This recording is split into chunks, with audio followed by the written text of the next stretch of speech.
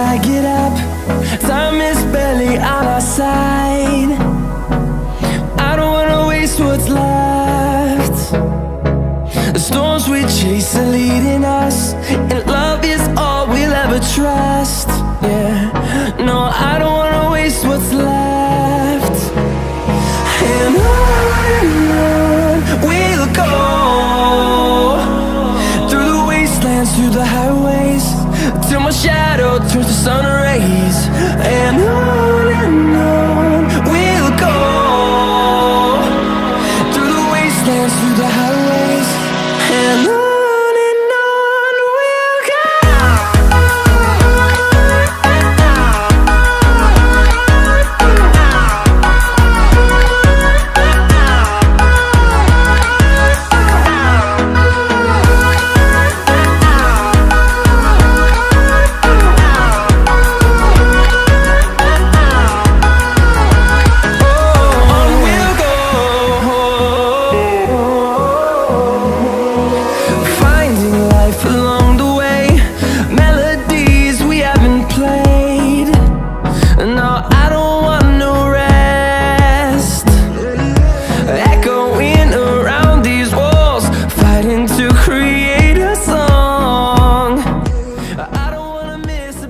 There we go. All right. Good evening. Thank you all for clicking on. It is DUFUS After Dark. That was a song called Cartoon, or a song by a band called Cartoon, called On and On, our little intro for this evening. Again, thank you for clicking on. It is DUFUS After Dark for a Monday, the 20th day of February, President's Day. So happy President's Day, and congratulations if you're one of the occupation that had the day off, as it is a federal holiday. And hi, Lori Arnold. Moi. Hello, LePreux. Anybody else in here in the chat at the moment? Hi, Tanya. Hi, Summer. Again, great to have you all here, and feel free to hop in the chat. If you have never chatted, this is a good place to chat generally.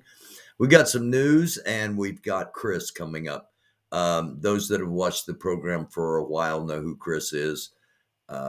Chris is our security and our terrorism expert, and we've been talking for almost 3 years now about conflicts that happen around the world, everywhere from Africa to Asia to Central Europe, Eastern Europe, South America, and here at home in America. So we're going to have Chris on in a little bit, and he's going to be on live. Last time we had Chris on, it was recorded, and people had a bunch of questions they wanted to ask him.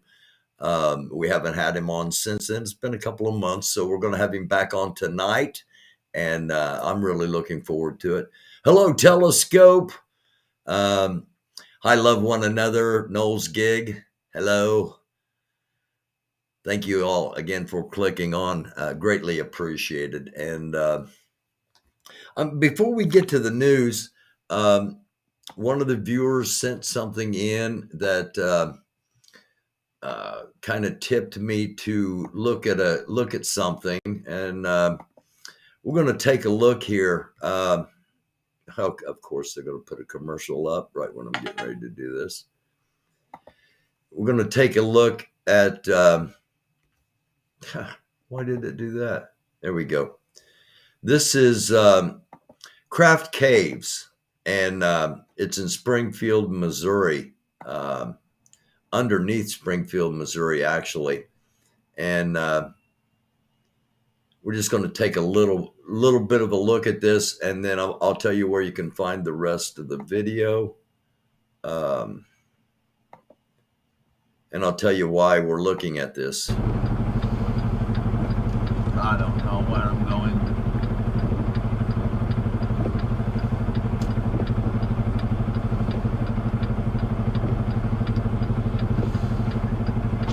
Okay, the channel is both sides of the pond. 1027. I don't know what building fucking 1027 is. It's a truck driver from Great Britain that's now here in the United States, driving here.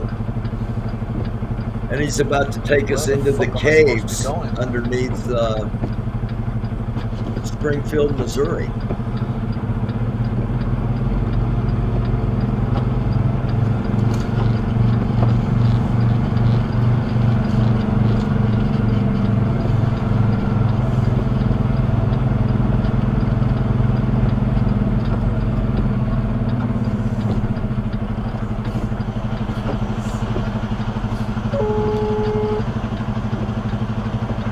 Underground security. Yeah, it's Stevens for building 10, door 27. Thank you so much. Thank you. Again, the videos from both sides of the pond.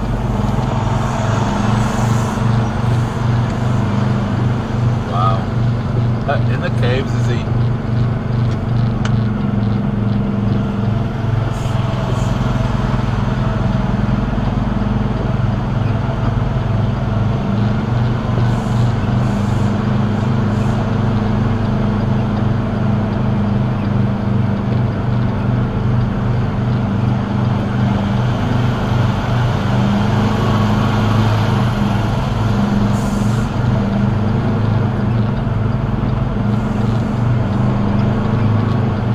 What's this, is he?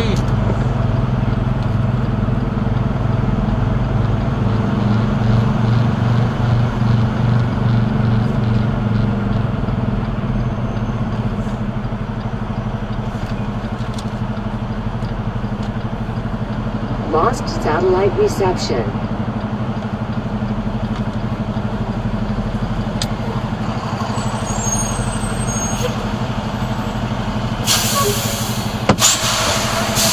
Building 10, door 27. Okay. Is it down here? Yeah, you follow me. All right. Good job.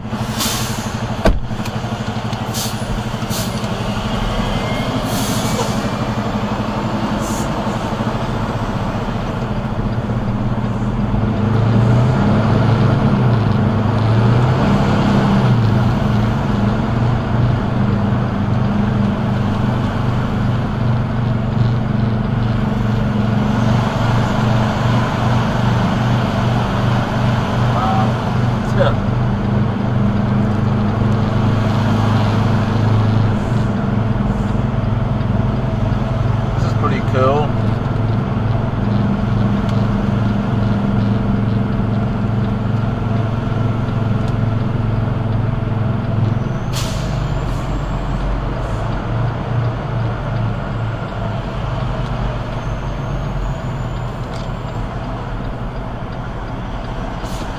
Jesus.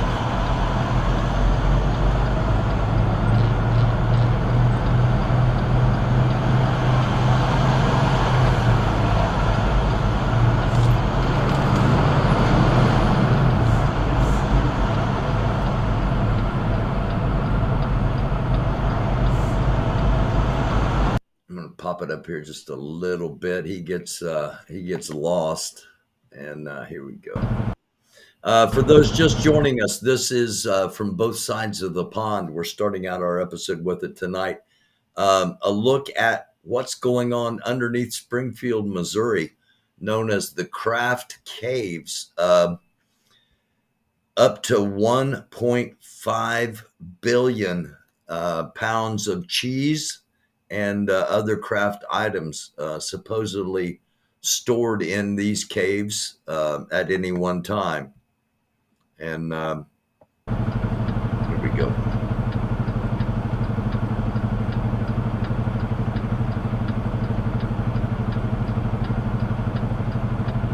Here he comes back, not in a big hurry. He's been lost. Let's get him back on the road here. We're not going to show the whole thing, but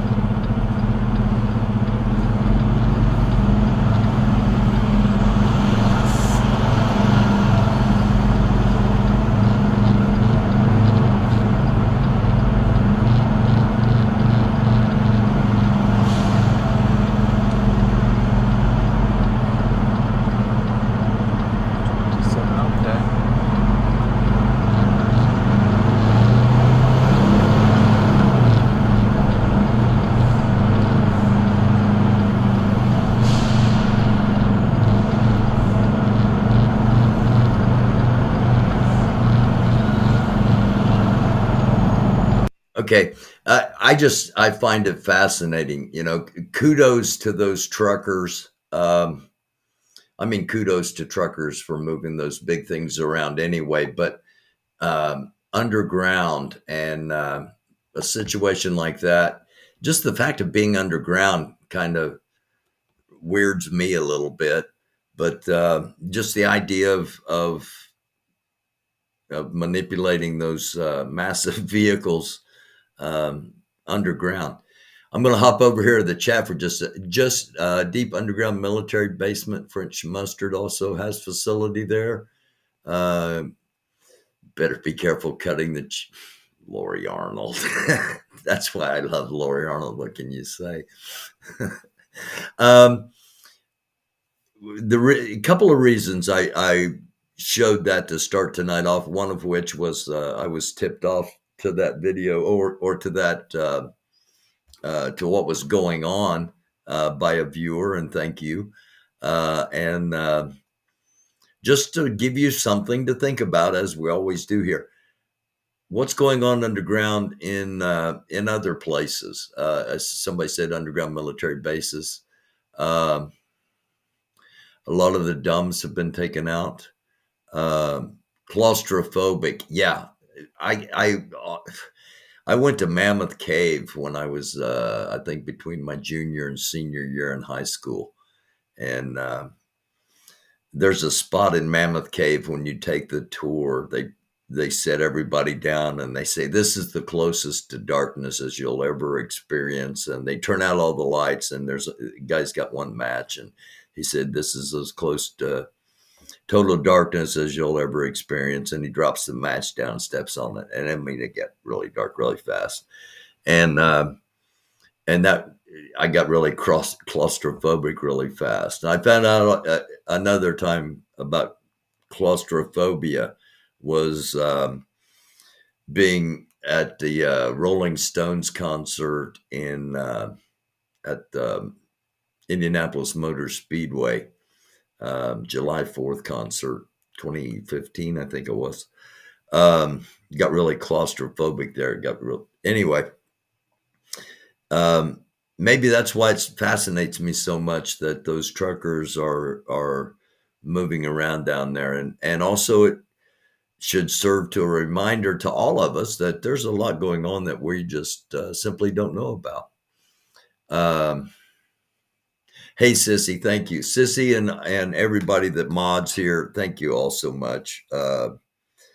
You're underappreciated in public acknowledgement, but know that you're beloved and greatly appreciated. And so is everybody in the chat. Normally we've got intelligent people trying to learn things or just to have some fun. And I appreciate you. I genuinely do. I appreciate everybody in the chat, everybody watching, and those of you that are watching at a later time.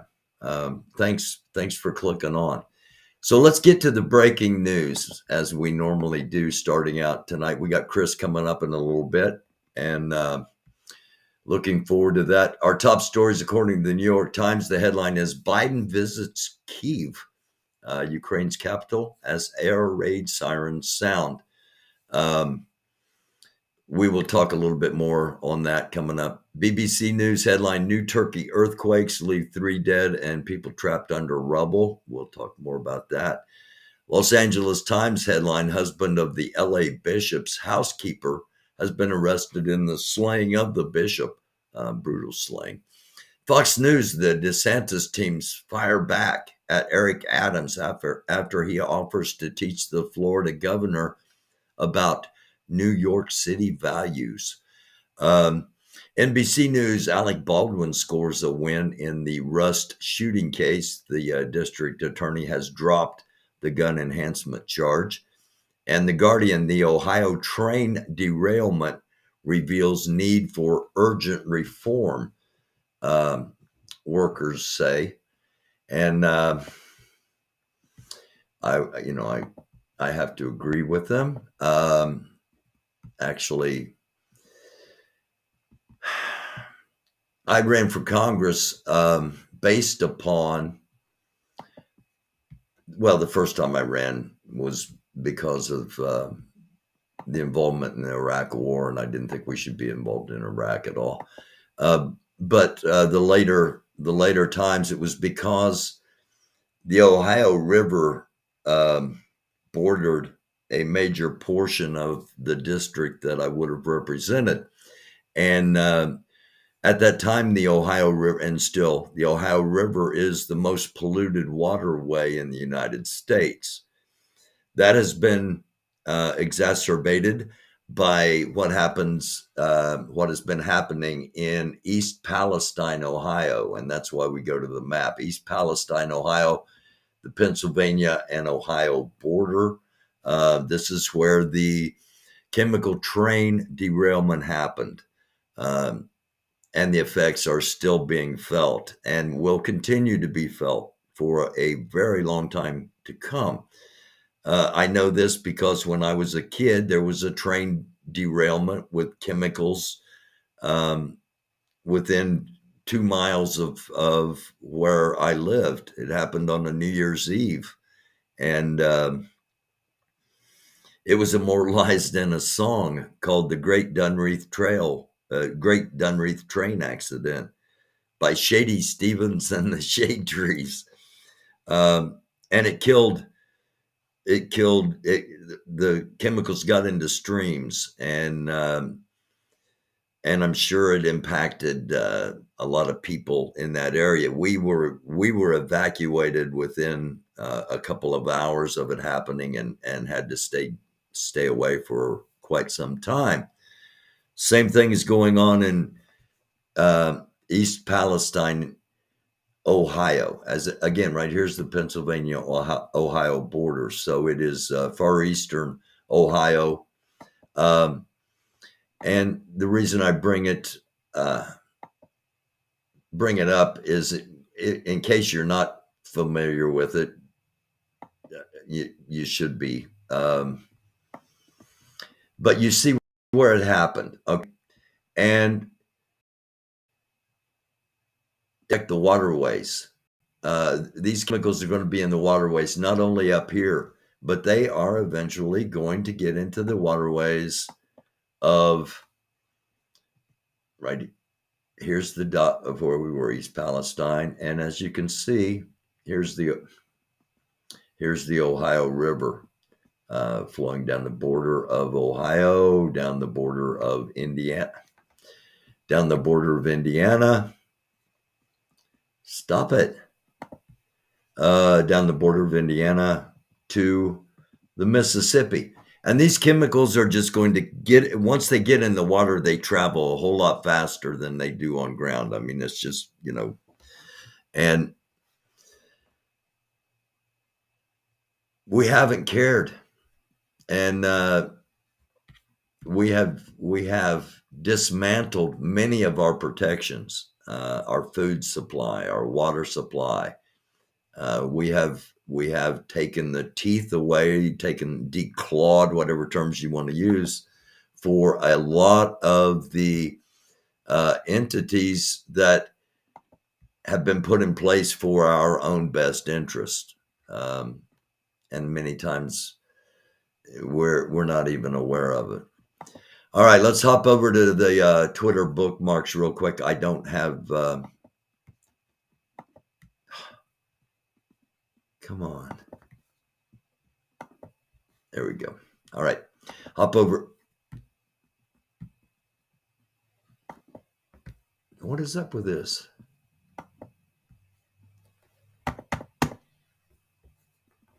Okay. Try it again. Let's hop over here to the Twitter bookmarks and see if it works this time, and it does. Biden's trip to Kyiv is the ultimate humiliation for Putin and Trump. This is the opinion of Will Smirk for Food.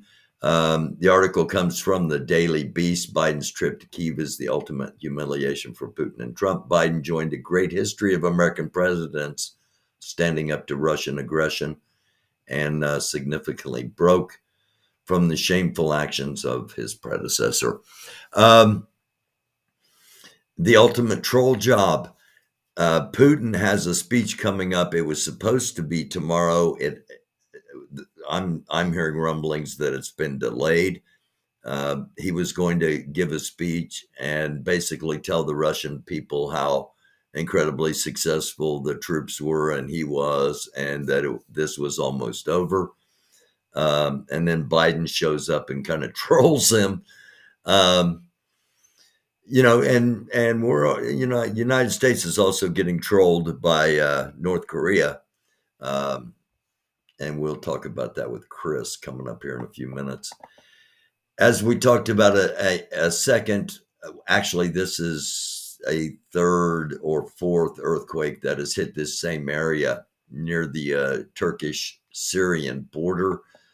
Today, it was a 6.4 and also a 5.8.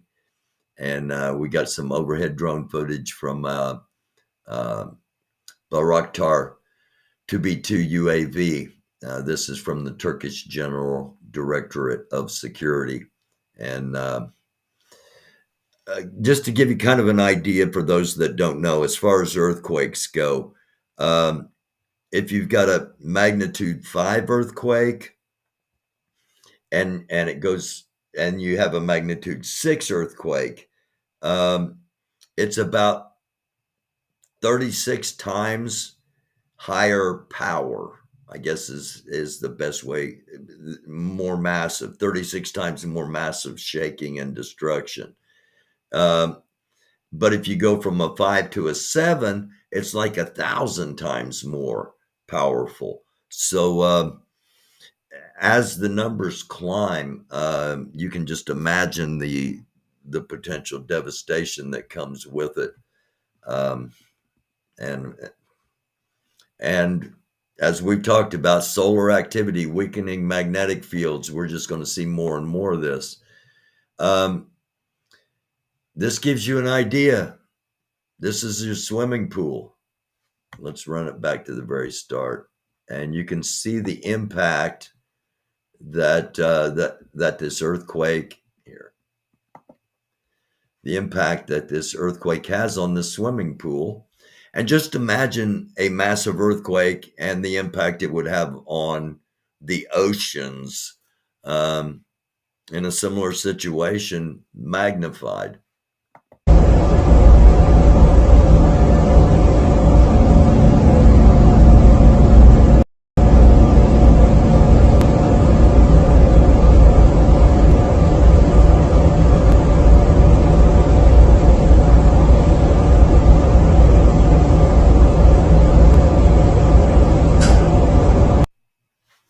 So that's a look at our bookmarks for tonight. And thank you to Twitter for that. A couple of, we got 1, 2, 3 other quick stories to touch on. And then we will see if we can get Chris up here. We'll hop into the chat for a second. Okay. A lot of rumors, and this always happens when somebody wants something so very badly that they can't understand why other people don't want it for them. I'm talking about politics. This, the idea of a third party always comes up. Well, we haven't even gotten into the primary season yet, or the pre-primary season, if you will. And Fox News is already talking about Trump running in a third party. He would face ballot access. He would face, quote, sore loser law hurdles, but it's not impossible. So this is almost like they are trolling Trump. They're trying to bait Trump into automatically thinking, hey, it would be incredibly great for the media if Trump ran a third party when, it ran as a third party to keep all that drama if he gets beat in the Republican Party, if he's not in prison by then. It's almost like they're stoking it already. And let me tell you something, it is incredibly hard to do anything as a third party. The two major parties have most election things so rigged that, only two legitimate choices, if you can call legitimate. Anyway, as always, just something to think about. A couple other things here to think about. I mentioned Trump going to prison. The first possibility of that would probably be in the state of Georgia. That's where Trump's on the phone asking the head election official to find, all he got to do is find him like 12,000 votes. Lindsey Graham addresses regrets over possible perjury charges in Georgia. That sounded something like this.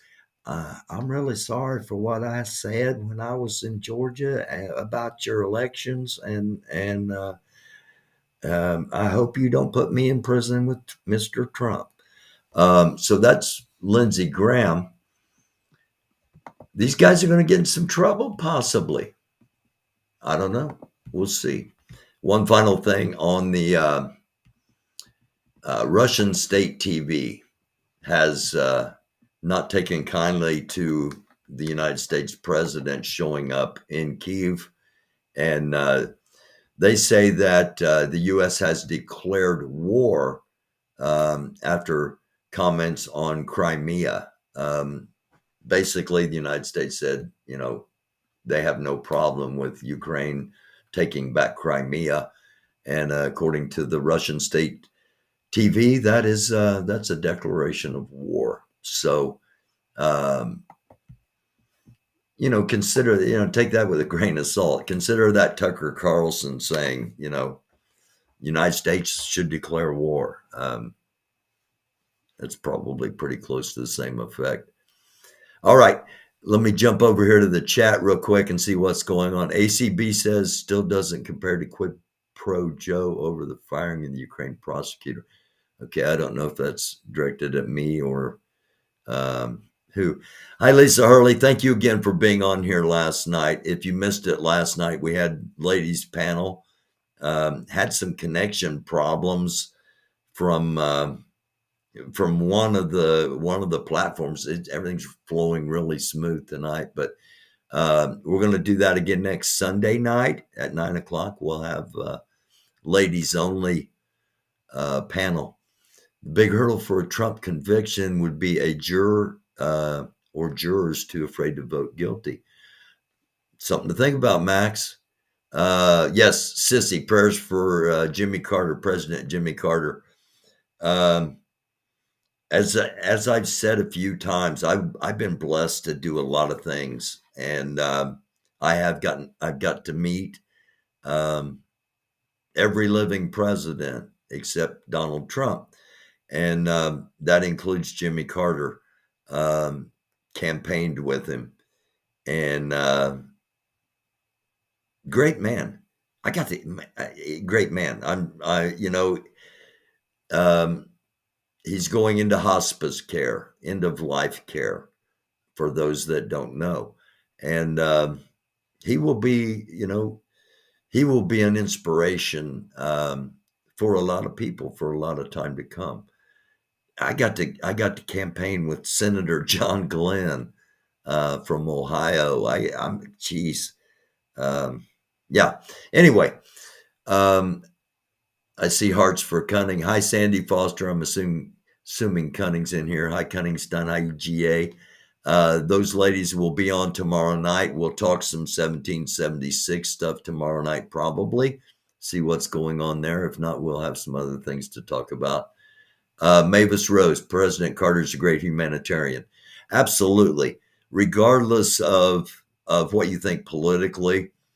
And he got, he was dealt a bad hand when he became president. He really did. He let me campaign with him. He campaigned for me, he did. I'm already talking about him in the past tense. And that's sad.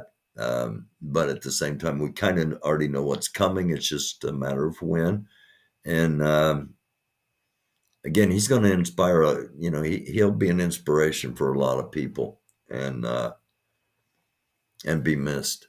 Hello, Spoon. Hello, Mike. Hello, Bunny. Wow, how cool. And I think Spoon is living on an island now, but that's her business, not ours. Again, hi to everybody in the chat. Hi to everybody watching not in the chat, and everybody watching at a time of your convenience. I am going to drop. I'm hoping Chris is here watching. I'm going to drop the link into the chat. And this is just for Chris. So nobody else pop on it right now. Thank you, Lisa. Yeah, don't, hit the like button if you would. If you don't like it, hit the dislike button. That counts as an engagement too. But hopefully you like. And if you're not a subscriber, please consider doing so. And hit that ring my bell. Click on that bell to know when we're going to be on. Don't underestimate hospice care. Some people actually improve on it. That would be awesome, J. Paul. Yes, I would like to see his influence on this planet many, many more years. Personally, he's he was out of the former presidents, he was without a doubt the best person. Bill Clinton might have been at the bottom of that particular ranking. George Bush, probably the guy I would like to have had the opportunity to sit down and talk with longer. Barack Obama, his team taught me Chicago politics. I'll leave that at that right now. Yeah. I'm just kind of stalling, hoping Chris is here and that everything works out, because we haven't checked this technology. He may not be able to get on, and we may have to do a recorded version, but hopefully everything will work out. And you know what? Hi, Chris. How are you, man? Pretty good. How about yourself, Barry? I'm doing good. Thank you so much for joining, as always. Yeah, it's great to be back on the show. Pretty good. How about yourself, Barry? I'm doing good, man. Can you hear me all right? We got a delay? Yeah, I think we got a delay. Let me take care of something. Let me take care of something real quick. All right. All right, can you hear me now? It's a little echoey. Your volume's a little low and it's a little echoey. Let me bring up the volume here and I'll talk softer. Okay, let's try again. There we go. We got you, man.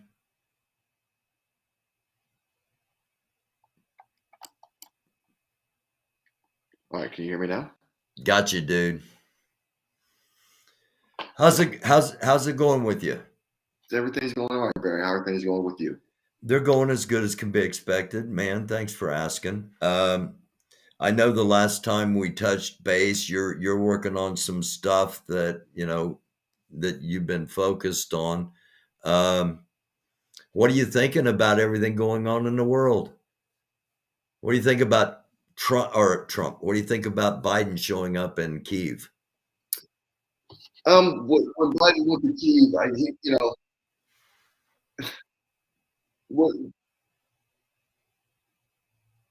when Biden went to Kyiv,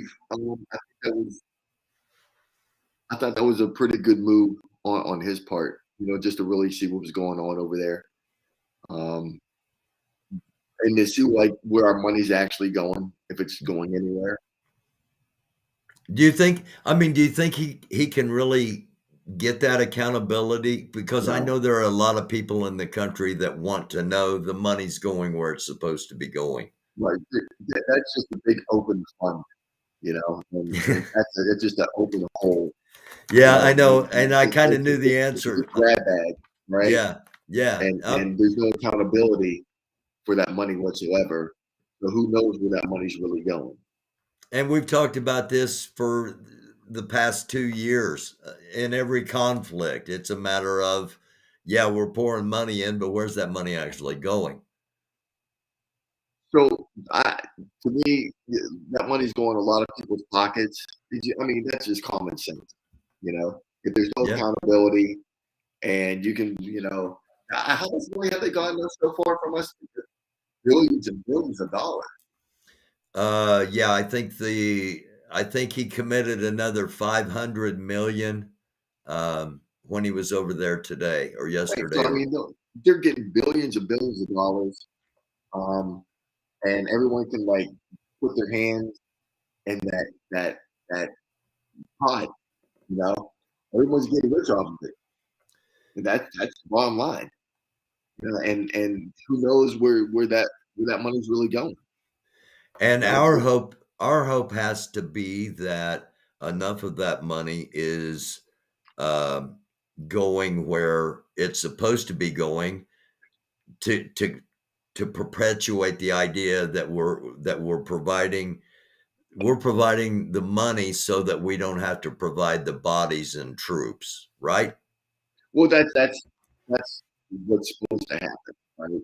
Now, what really happened is something completely different. So, like I wish I had more connections over there to tell me what was really going on, because what's reported on the news and what's really happening on the ground are entirely two different things. And I think you know that, right? Yeah, I mean, that's the reality of things. right. So, it's for me. And I told you the economics controls everything, right? Yeah. And like for all I know, and for all you know, that money that they're getting from the U.S. and all the rest of these countries, who knows? Who knows what they're really doing with Russia and that money? Him and Putin could be splitting some of that money. Man, I'm going to pop you out and bring you back in because we've still got a bad vibration. I'd like to have a little bit clearer audio, okay? Okay. Just so you know what's happening here.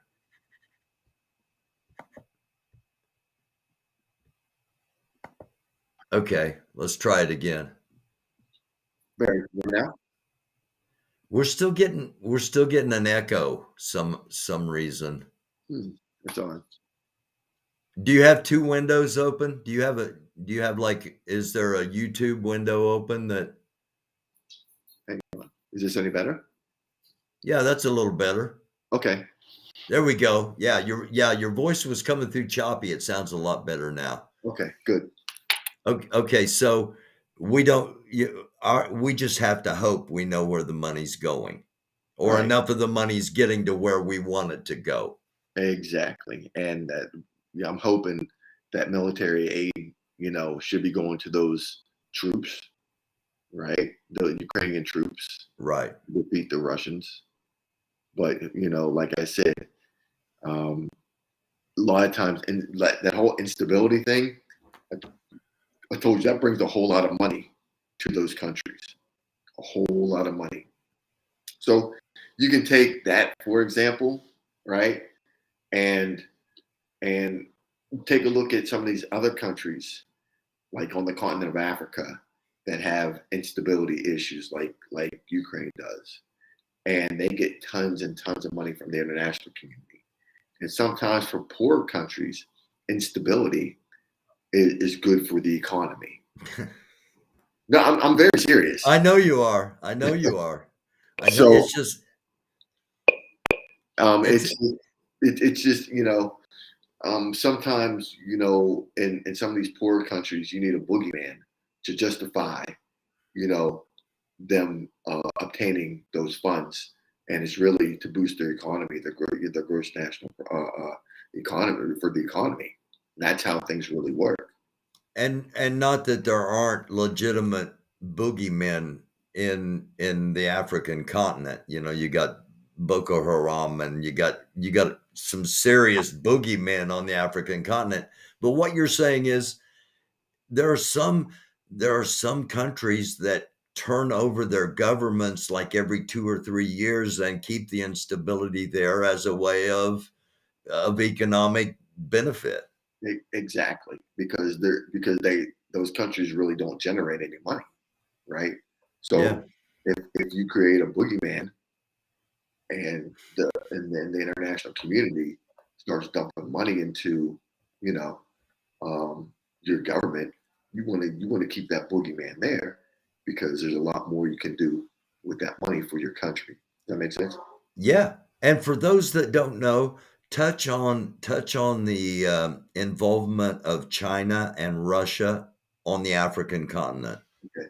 Um, if your audience doesn't know, like I spent a good 5 years on the continent of Africa, the majority of it in Nigeria, and then also spent some time in Mali.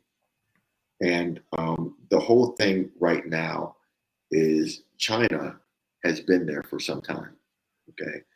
And we call what they're doing soft power, all right? So like they're building critical infrastructures for these African countries because their game plan is by, I think it's 2050, to move the majority of China to the continent of Africa and push the Africans out. That's actually what they're trying to do. That's why they're getting a foothold on the continent of Africa. Imperialism, Chinese style. Right, right. So they can, come in there and boot the Africans out. And that's because actually China is starting to become overpopulated. Yeah. And so they need a new place to go. So Wow. I think it's by 2050, they're gonna, try to populate the continent of Africa. But that's just the soft power. Eventually, they have to come up with the hard power, which is going to be the military, right? To Yeah. eventually take out, a lot of these Africans. But once again, that's what China's trying to do. But then Russia is there, of course, for the natural resources, along with China. And Africa is probably it is the wealthiest country or continent, excuse me. It's the wealthiest continent that has the most minerals and natural resources on the globe. So that's the reason for, you're starting to, well, not starting, but China and Russia and of course France are all lobbying for positions on the continent of Africa. Okay. Well, what about us? What about us? We are so late. Those countries actually dog walk us on the continent. I've told our government, bazillions of times. I'm like, hey, look, you might want to get on this, okay, now, because now you're gonna fight an uphill battle, okay, and that's exactly what we're doing. We're trying to find an uphill battle. I don't know if you know that we have like this whole counter China, counter Russia thing going on the continent of Africa, but because we're so far behind, I mean, it's like too little, too late.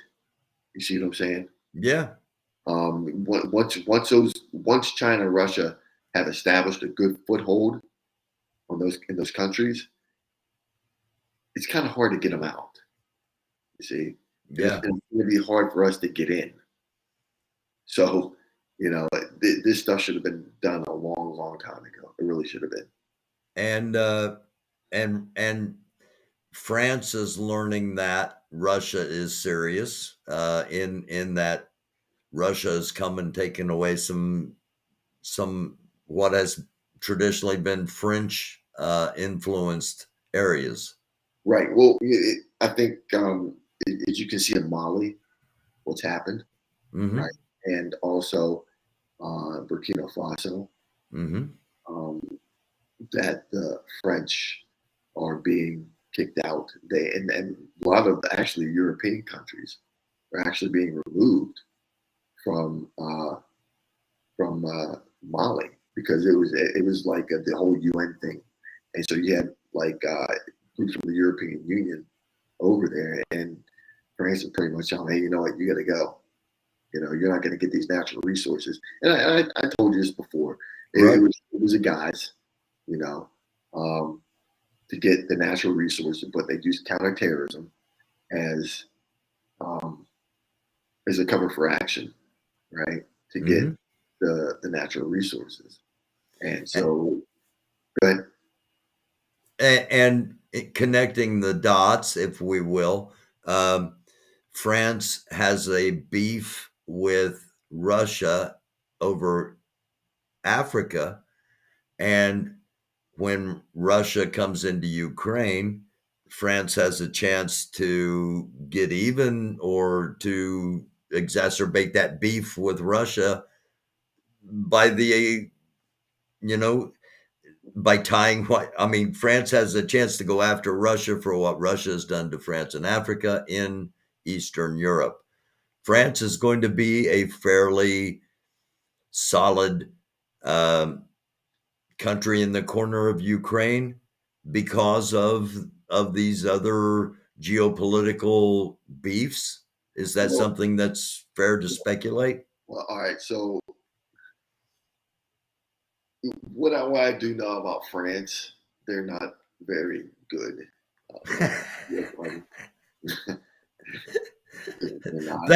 Thank you for watching, French visitor or French viewers. We will be banned from your country for a while now. I mean, most. I know. I'm joking, man. Go ahead. I mean, a lot of these countries, from what I've seen, aren't like that good when it comes to war fighting. And Russia, as you can see, they're really not as good as everybody thought they would be. Yeah. So, and when the French were in Mali, as I told you, it was about the natural resources. It's the same way it was when they went to Burkina Faso, right? And also Guinea-Conakry, right? Those countries wanted all the French out, right? And this is where Russia starts to, tries to move in, to get their foothold in that country and to get the natural resources too, because they rather give the resources to Russia than to give those resources to France. For what other reason, I have no idea, because the Wagner Group is not very good at irregular warfare. They are not. That's what that was the next thing I was going to ask. Can you touch on the Wagner or the Wagner Group? However, can you touch on their history? And you just mentioned they're not very good at regular warfare, but they're pretty good at terrorism, aren't they? Well, no, they're actually not very. They're not very good at irregular warfare. So, okay. Yeah, they're not very good at irregular warfare. And what they've been doing, I don't know how they're getting, to these countries after they got mollywopped in Mozambique. I mean, the rebels, or not, the insurgents really handed them their ass. They really did.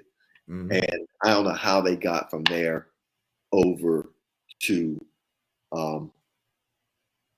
Mali, because if the Malian government was actually paid attention to what happened in Mozambique, right, they have been like, well, you just lost to Mozambique. Why would I bring you here? Right. Like what benefit, are you doing for my country? And Burkina Faso would be doing, saying the same thing too. But for, I don't know, whatever reason.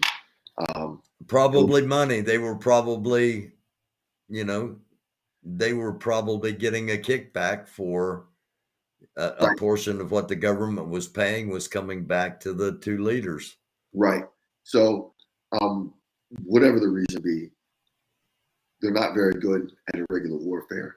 And I can guarantee you, well, this is what I think. This is what I think I would do. If I were one of those other countries, I'd probably train up some of those groups, some of those irregular groups, those armed non-state actors, and have them attack Russia. And it's it'd just be like another proxy war, you know. Wow. Yeah, you think the CIA's, you think that's been discussed in the CIA? I really don't know, but Knowing our history, I, I really don't know, but I'm yeah, just saying from, you know, yeah. what I would do. Okay. All right, let's circle back around a little bit, back to the, we're sending a ton of money into Ukraine. When you were in Afghanistan, what was it? Was it like was there a major market for arms dealers in Afghanistan? All right. So when I was in Afghanistan, the 3 years I spent over there, I spent 2 years in Kandahar and another one in Tarankot, right? So I think close to the Pakistani border, right? There was a lot of arms proliferation, right? But you have to remember, those arms, can be sold. I mean, they're actually getting the stuff from Pakistan, truthfully, So Okay. when they, in the wintertime, they go back, like the Afghan, like the Taliban would go back to Pakistan, and they would resupply, from there and then come back over. So a lot of stuff actually comes from Pakistan. Okay. So That, that's probably where a lot of the arms deals were happening, just right, across the border right. in Pakistan. Oh Okay. yeah, it's just so much easier, and it's like you can just cross the border, from Afghanistan to Pakistan. Okay. So and then the Taliban are actually really good fighters. So they beat, as you can see, no one's really beaten. No one's ever beaten them. Yeah, Right? they're kind of undefeated, aren't they? Yeah, yeah. They're pretty much they have free reign and can do wherever they want. All right. Let's our final stopping point. Not really. Let's talk about what's happening here in the United States before we get to our final stopping point. 2 years ago, we did a thing, and I asked if you thought there would ever be a civil war here in our country.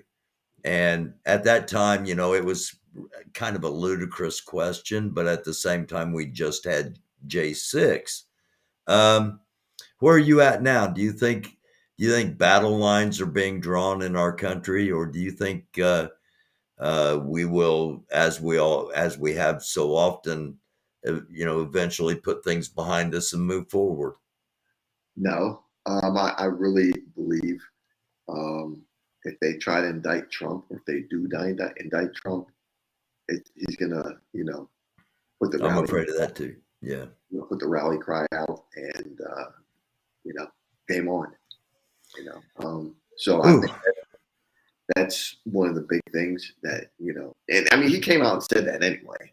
Yeah, I know. He has. Yeah, I know. So, I mean, you gotta kind of take him at his word for it, right? Yeah. He's been I mean he's pretty much a man of his word, right? So take him at his word for it. If he said it, because And he's not gonna go down, without a fight. You know that. I know that. I know that. Yeah. Just Okay. I guess we got two more stops. South America is always rather unstable. Um, is that a fair assessment?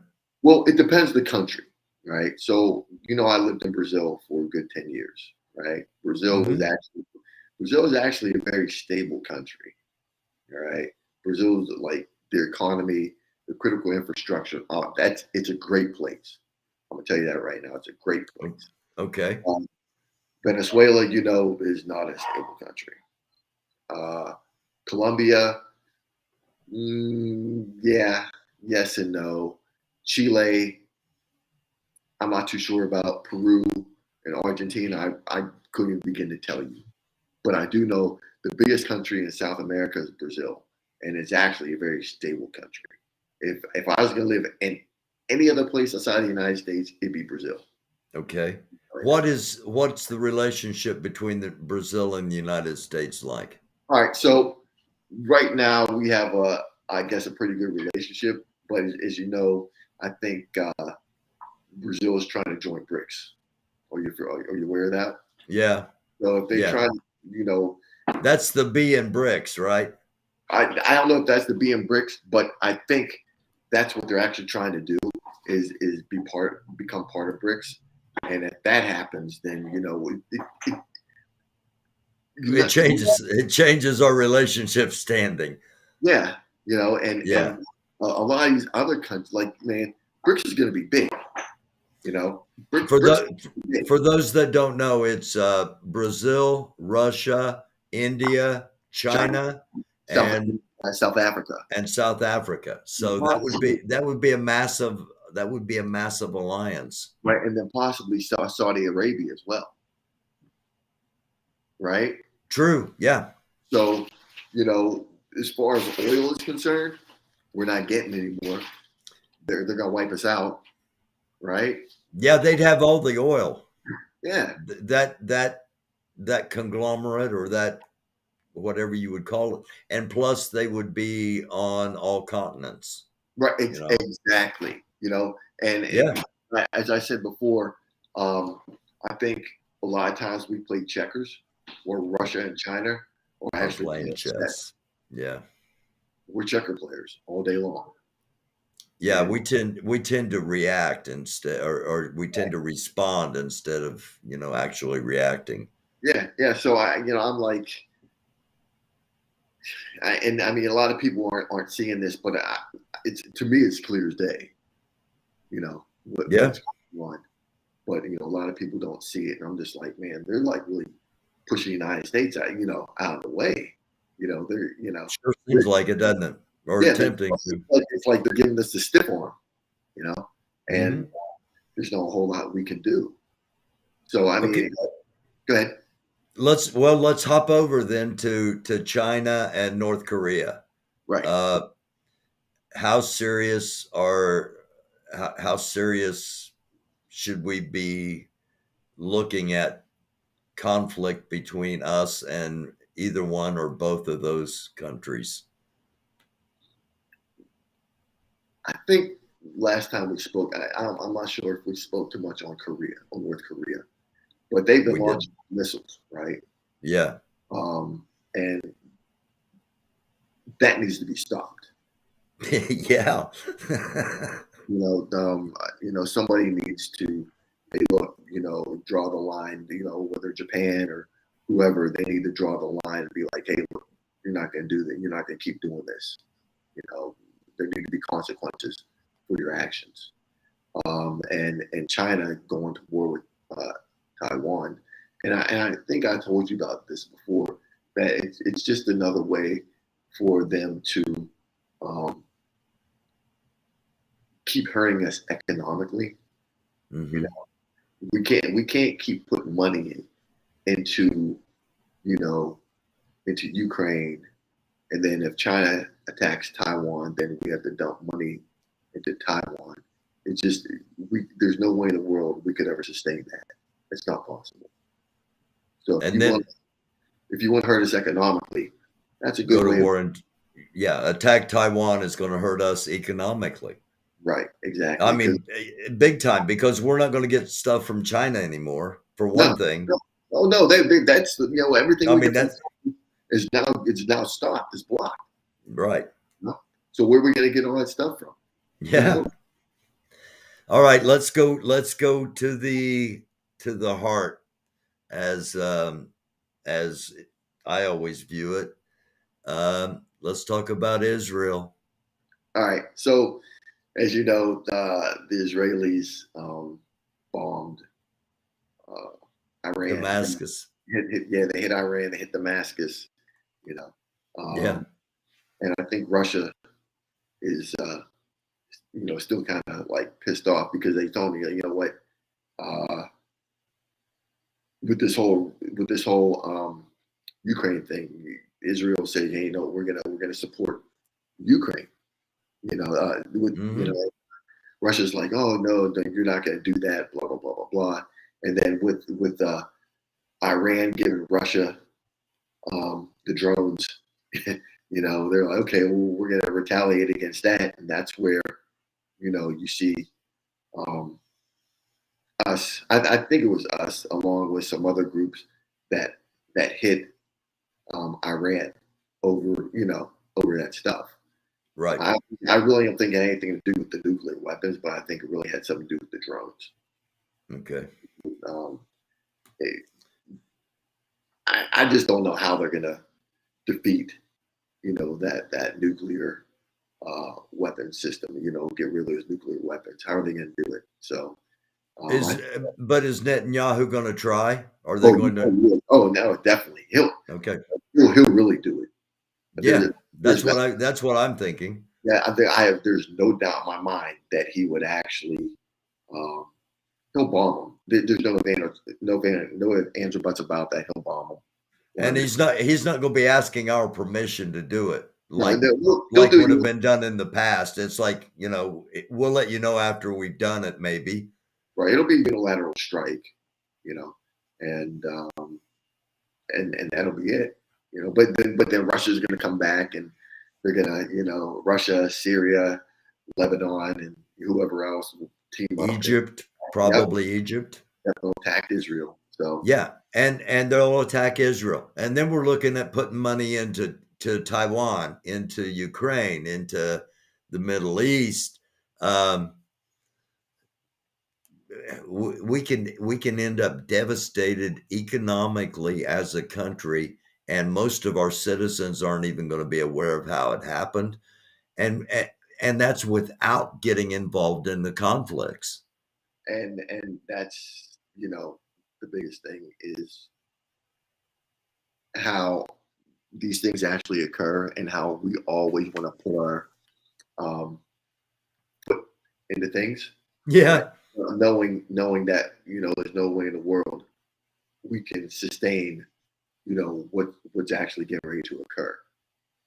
So sometimes I'd be like, hey, why pick and choose your battles. Just don't. We can't help everyone. And honestly, with that Taiwan thing, I really wonder how much we can really do for Taiwan. Really, Bush is, Biden sat there and said, hey, you know what? Yeah, we're gonna support Taiwan. And I'm like, yeah, but how much? Seriously, because there's only so much we can do. Okay. You got a couple of minutes to take a few questions? I certainly do. If they have any. Okay. If you got questions in the chat, now's the time to pop them down there. For those that are brand new, Chris has an international security company. He was a contractor with Department of Defense and taught counterterrorism. Is that fair? Right. Well, we teach the regular way. It's basically counterinsurgency. I taught that in Afghanistan, and then also in Nigeria. Well, not so much in Nigeria. My training in Nigeria, working for AFRICOM, really dealt with, should we say, it's for internal defense, security force assistance, but basically we were teaching them how to it's close quarter battle, and how to conduct raids conduct hits on locations so they can defeat the drug problems in Nigeria. So we did that, but my big thing is irregular warfare, pretty much the stuff I did in Afghanistan, and how to defeat those armed non-state actors. All right, and we look at it from a community standpoint, not a military standpoint, because it really is a community problem. Because it's really nothing more than an organized gang, and it's not a military problem; it's a community police problem, and that's how we address things. Okay. All right. Let me hop over here. Trump ordered massive troop withdrawals worldwide immediately after losing the election. Whose interest did that serve? Is a question from Max Flower. Good question. So, whose interest did that serve? Okay. So, does everyone know what happened? Well, maybe she's not very familiar what happened in Africa and Somalia, right? When Trump pulled those troops out. And I told you, a lot of that stuff deals with oil against Al-Shabaab, right? So the whole thing was we were supposed to help them with Al-Shabaab, and they were supposed to give us oil, but somehow the plans fell through, right? So we couldn't get the oil, and we left, right? So now they installed a new president in Somalia. Okay. They decided to give us the oil, and we went back in to help the Somalis fight against Al-Shabaab. Listen, our government or any government just doesn't do things just because we're friendly. There has to be some sort of benefit for us to do something. And that's regardless of what party's in power. Okay, right. Just so we were clear that there's no good guy, bad guy. Our government has a self-interest, or we're not involved. Right. So the oil was the big thing in Somalia, and that's why the troops are back there in Somalia right now. And everyone's saying, "Oh, we're fighting counterterrorism against Al-Shabaab." Well, they're also giving us some oil.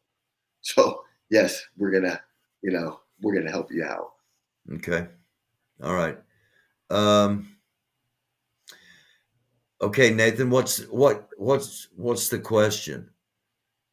He says this is total disinformation, same old CIA crap. He didn't answer the question. Maybe the question was talking about Max Flower's question. Who does? Okay, let's say Afghanistan.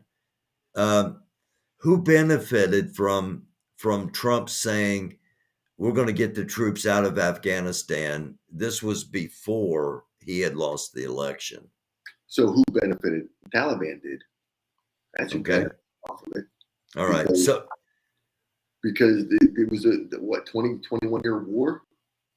21-year-old war, right? Yeah, pretty much. Yeah.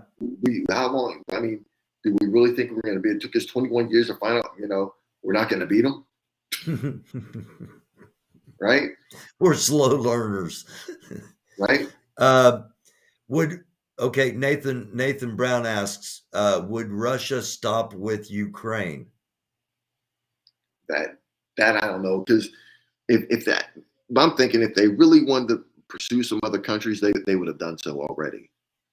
I'm kind of thinking that too. If they really wanted a wider conflict, wouldn't they be moving in that direction already?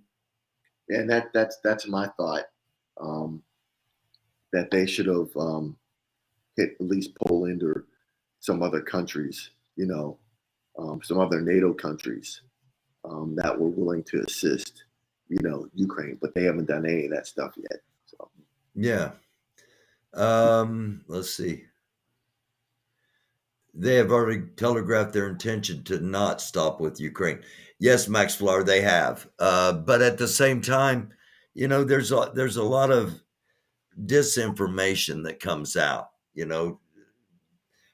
trying to take the like I don't believe anything I hear on with the anything comes out on television or the media, like when it comes to what's Russia saying they're going to do this and that, blah blah blah blah blah. When I actually see it being done, then I'll believe it, because Russia's actually pretty strong military. I mean, listen, if they really wanted to crush Ukraine, they could do that so easily. The same. You see how they like totally wiped out Aleppo, right? They just flattened it. Yeah. Right? And they did the same thing. Did the exact same thing in Chechnya, right? In Grozny, they just flattened it. Okay, so you can't tell me if Russia didn't want to, like crush Ukraine, they couldn't do it. They could easily do it. I mean, basically, you target Kyiv, Right. and you level Kyiv, Right. I and mean, it's not that difficult. I mean, you've done it in 2 other countries. right. So what makes you think this country is any different?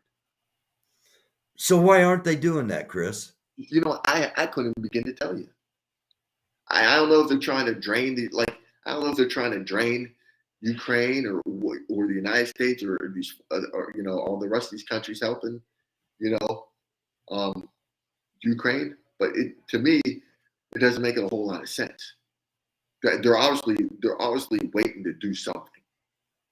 They have to be. Yeah, it doesn't make sense Because like I said, Russia, like all they really have to do is just bomb the living daylights out of Ukraine, and that would be it. They've already done it, and like you said, they've already done it twice in Right. Subduing other countries. Exactly. So I mean, that's just, to me, it doesn't make a whole lot of sense. But once again, I don't know the rationale that Putin and the Russian commanders are using. The way I think isn't the way that they think. I can tell you that much. Okay. Yeah. Yes, they have. They've bombed schools. They've bombed hospitals. And I think those were probably targeted, the Right. schools, and it's more terrorism. Right. Right. But they bombed your hospitals and schools. But when they went to Aleppo, they bombed everything. They flattened. They flattened the entire. They flattened the entire that whole area. I mean, it was like there was nothing there. So I mean, you just bombed some schools here, there, blah blah blah. When I tell you they flattened the place, they flattened it. There was nothing there. Yeah, yeah. Lolo wants to know about the Wagner Group. Okay, what you want to know about it specifically? I mean, well, where did it start? It started with somebody high up in the Putin chef. Is that right? The chef? To the best of my knowledge, because I'm not like very, very well versed on on that. From what I understand, and that's why I love having you on here, because if you don't know something, you say, hey, I don't know, and I respect that so much, because there are so many people that try to BS that they know everything, that I truly respect that. That's why I love having you on here, man. Go ahead. Yeah, so I think to the best of my knowledge, it was I think the guy was a business owner, and I think he was a chef at some point in time, and then he started working for Putin or whatever, and something to the effect of his business. Putin liked his business, and he ended up getting money, and he turned that business which he had into the Wagner Group, and they started working directly with the government of Russia, and they hired mercenaries to go into different countries, to set up and help other foreign governments fight their instability issues. So that's my understanding. I may not be 100% correct. The person might want to research it. This is just my understanding. That's all. And they were in Mozambique to be the security for the leaders of the Mozambique government, right? To fight against those armed non-state actors, right? So, and they got mollywopped. Okay, yeah. The whole thing there was they were actually supposed to fight against those groups, but it didn't work out. So they eventually started guarding those oil platforms, right? Because which is what it's always all about. Have you noticed anytime there's some sort of insurgency or something like that, guess what is always close by? Some oil or some gas lines or something like that. Seriously, right? Now the Wagner Group is getting a pretty notorious reputation for some of the things they're doing in Ukraine. They've been fairly brutal. Has that always been part of their history? I mean, you can see what they've been doing in Mali, right? As far as going to different villages and killing a bunch of civilians with the Malian military, right? So that goes to like straight human rights abuses and violations, but they don't care. They'll do it like, who's going to stop us? Yeah. So I think a lot of these countries' governments need to like really pay attention to that. But once again, the United States pays attention to that. Other countries really don't. Okay. Really don't. All right. Yeah. I mean, we try to wear the white hat and be the good guy, and we do try to pay attention to how other people are treated. Other countries don't. If you're their enemy, you're going to get brutalized. True. That, I mean, it's what it's about, Yeah. They say war is hell, right? So you have to, if you're in that environment and they accuse you of doing something, be prepared, for something to occur. Yeah. All right. Any final questions here? We'll take a couple of more if anybody has, and if I've missed your question, I do apologize, but war is ugly. Yes, it is. Rich Russians are bummed out. I think they will assassinate Vlad. Okay, here we have a question. Could the Wagner Group possibly looking to annex a part of Ukraine for a private Putin dictatorship? I think that I don't know, but I don't think that's really likely. Yeah, I don't think it's likely, but who knows? Something has to be going on, because what is the reason for this? And we know Russia could crush them, what's happening? It's something to think about. Yes, it is. I mean, honestly, your guess is as good as mine, and your guess, and all the people in your audience, their guess is as good as mine too. Yeah. I will begin to tell you. And will you come back on again? I certainly will, Barry. All right. Once again, man, hey, I thank you for having me on your show. It's greatly appreciated. I always love being on here. You've been on here. You've been on here more than anybody, and that includes Lori Arnold. And I have Lori Arnold on here a lot. So thank you, man. Thank you, Barry. And we'll touch base. I'll text you, and we'll stay in touch as we do. Okay, will do. Thank you. All right, you take care now. Have a good day. All right. There we go. That was Chris. Always learn something. It's always educational. It's always, it's always great having Chris on, and I hope you all agree.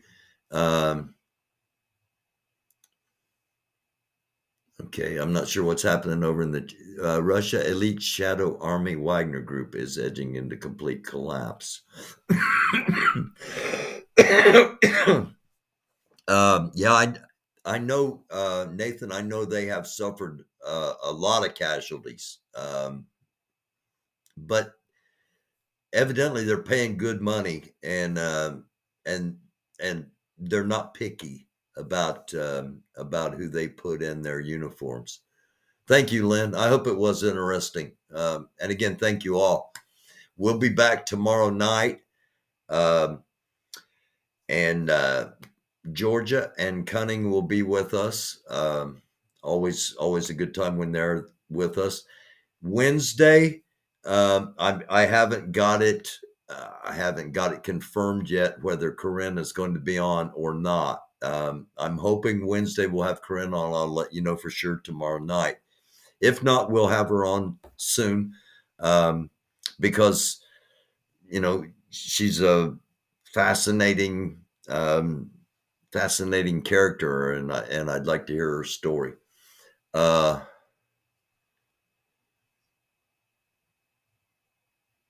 That's a good point too, Spoon. When you have a bunch of old tanks and you want to do some fundraising for shiny new tanks, go dump your old rusty tanks in a foreign country. Yes, Lori, he is Lori Arnold. Chris, for those of you that was your first time hearing Chris, again, I've had Chris and I've been talking for 3 years. He has his own international security company. He started out, he was a police officer in Washington, D.C.